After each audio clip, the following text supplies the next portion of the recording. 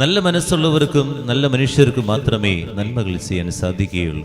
യോഹന്നാൻ പറയുകയാണ്, നിന്റെ നാമത്തിൽ കുറച്ചു പേര് പിശാചുകളെ പുറത്താക്കുന്നത് ഞാൻ കണ്ടു, ഞങ്ങൾ അവരെ തടഞ്ഞു. യേശു പറഞ്ഞു, എന്തിനാ അവരെ തടയണത്?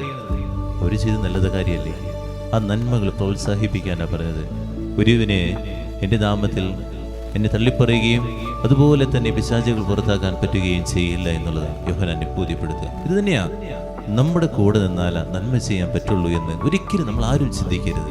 മറ്റുള്ളവർ നന്മകൾ ചെയ്യുന്നത് കാണുമ്പോൾ അസൂയയും ദുഷ്ടതയും മനസ്സ് സൃഷ്ടിക്കുന്ന ഒരു മനസ്സ് നമുക്കുണ്ടാകരുത്. അവരെയും നമ്മൾ പ്രോത്സാഹിപ്പിക്കുക.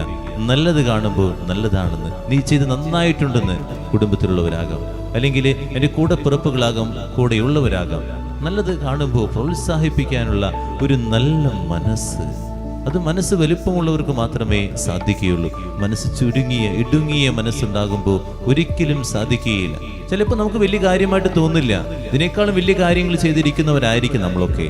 പക്ഷേ അവർക്ക്, ആ ചെറിയ വ്യക്തികൾക്ക് ആ ചെറിയ കാര്യങ്ങൾ വലുതായിരിക്കും. അപ്പോൾ അത് കാണുമ്പോൾ നന്നായിട്ടുണ്ട് കേട്ടോ, ഇത് ഭംഗിയായിട്ട് ചെയ്തിട്ടുണ്ട്, ഇത് രസകരമായി ചെയ്തേ.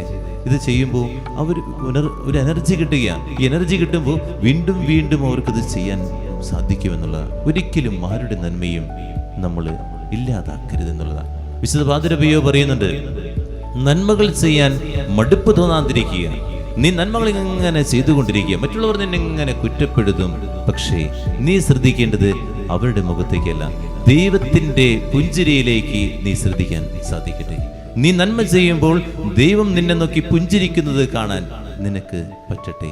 ആത്മീയ മടുപ്പ് ഉള്ളിൽ വരുമ്പോഴാണ് മറ്റുള്ളവൻ്റെ നന്മ എനിക്ക് പ്രോത്സാഹിപ്പിക്കാൻ പറ്റാതെ വരിക. എല്ലാം തിന്മയായിട്ട് തോന്നുന്നപ്പോഴാണ്. പ്രാർത്ഥിക്കാം.